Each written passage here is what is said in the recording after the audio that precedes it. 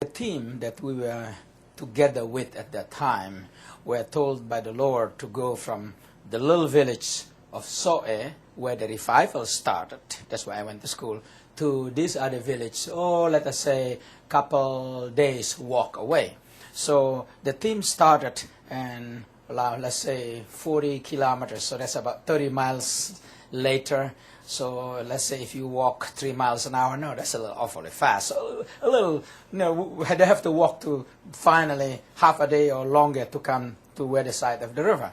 Now by then, after walking almost a whole day there, you're tired, and you said, well, let's rest here, and then we'll cross over the next day to go over to the village. Now, and at that time, it also happened to be rainy season. And it wasn't particularly raining where the village was, where the team arrived by the side of the river, but in the headwaters. So the water at that time, approximately 15, 20, 25 feet high. I was there about last year with a friend of mine from Atlanta, and I said, you're an American, you can judge well here. How wide is this river, you think, at this point? And he looked at it and he said, about 300 yards at least, the width of the river. And it was deep at that time. And so when the team arrived on this side of the river, wisdom or human wisdom in their mind, they said, well, let's just park here and spend the night, and we'll go on when the water comes down. But at that moment, the Lord said to them, no, the time to go is now.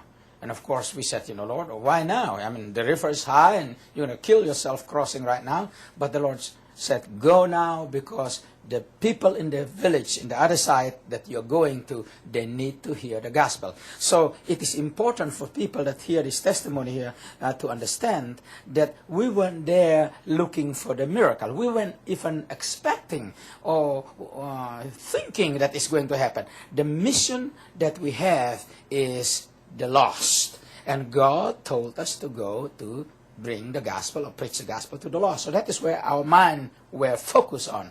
And so, like I said, we are thinking to go the next day or whatever, but since the Lord specifically said, cross now, so we did. Well, after a little hesitation, one asked the other one, said, are you sure, and all that. And we finally said, okay, if the Lord wants us to do it, we do it. So the team actually crossed the river, and the unusual or funny part about it said, as we crossed the river, the water never come any higher than our knees. So we were thinking, this is great. Maybe it wasn't really that deep to begin with, So we're happy, so we crossed over, and we went over to the other side.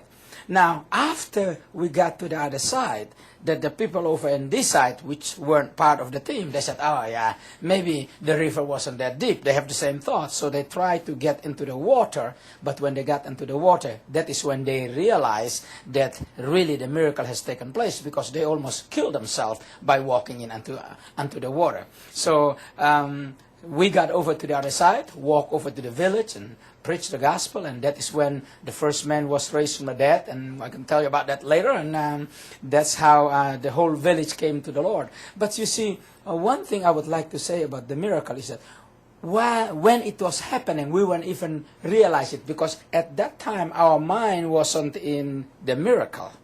Our mind was in accomplishing the task, doing what God wants us to do. So if we keep our mind in the task at hand, or in obeying the word or the command that God has given us, then it is His call as He sees the need for a miracle. When actually the miracle is to facilitate us going from point A to point B to preach the gospel. So miracles is not the end on itself. It is the means, it is the tool, it is the help, so to speak, that God has given us so that we can reach point B to preach the gospel, so that these people can come to the Lord.